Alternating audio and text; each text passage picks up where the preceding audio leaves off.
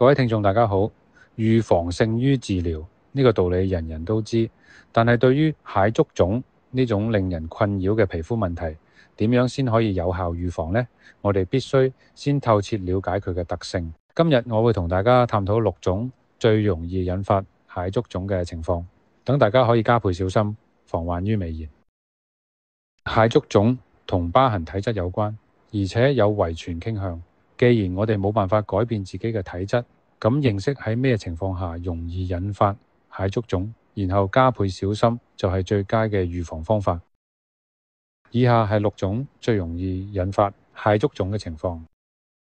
第一種係皮膚炎症，暗瘡係最常被忽略嘅發炎情況。如果正值青春期或者屬於油性膚質，暗瘡會經常出現，佢哋嘅傷口同疤痕都有可能形成蟹足腫。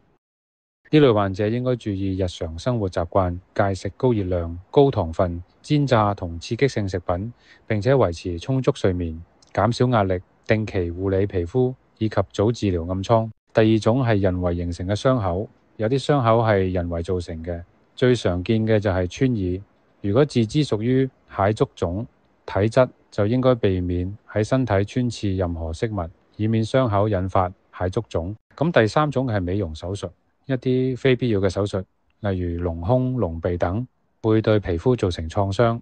對於屬於蟹足腫體質嘅朋友嚟講，應該盡量避免。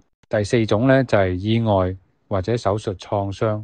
意外呢，當然唔可以預防，而因為健康必須接受嘅手術呢，亦都唔可以避免。但係如果能夠妥善護理傷口，例如使用除疤產品、密切監察疤痕變化等，就可以大大減低出現蟹足腫嘅風險。咁第5種係懷孕啦。